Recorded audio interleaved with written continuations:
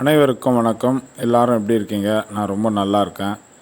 நீங்கள் பார்க்குற இந்த வீடியோ சென்னை போரூரில் நீரூற்று பார்த்த வீடியோ. என்னோடய நண்பர் ஒருத்தர் இந்த வீட்டில் நீரூற்று பார்க்க என்னை கூப்பிட்டுருந்தார்.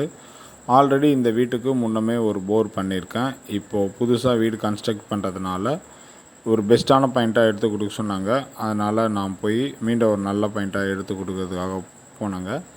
நான் போய் ஃபஸ்ட்டு நான் பார்க்குற மெத்தட்னா வேப்பங்குச்சி வச்சு ஊத்தோட லைன்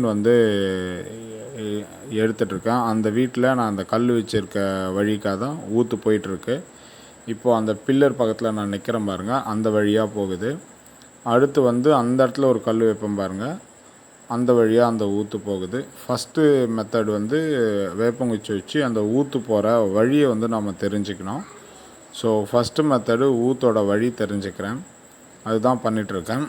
மொத்தமாக ஒரு 5 மெத்தடில் நீரூற்று பார்க்குறேங்க.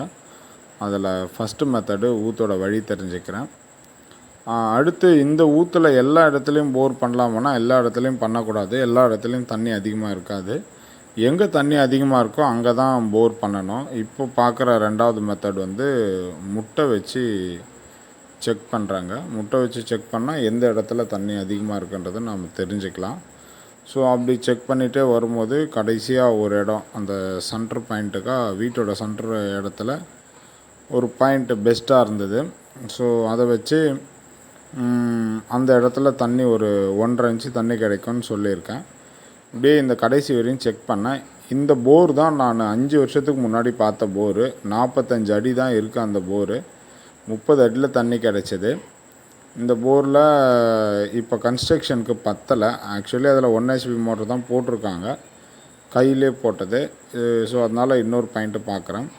ஸோ அதே மாதிரி நான் முட்டை வச்சு பார்த்துட்டே கடைசியாக இந்த இடத்துல தண்ணி பெஸ்ட்டாக இருக்குது அப்படின்னு இப்போ நான் அந்த கீழே கல் வச்சுருக்க இடத்த நீரூற்று பார்க்குறதுக்கு பெஸ்ட்டான இடம், இங்கேயே பண்ணிவிட்டு கீழே நீங்கள் டைல்ஸ் போட்டு க்ளோஸ் பண்ணிங்கன்னு சொல்லியிருக்கேன். அடுத்து பார்த்திங்கன்னா தேங்காய் வச்சு கன்ஃபார்ம் பண்ணேன். இன்னும் காப்பர் ராடு மெத்தட் இருக்குது, அது இந்த வீடியோவில் நான் ஆட் பண்ணலை.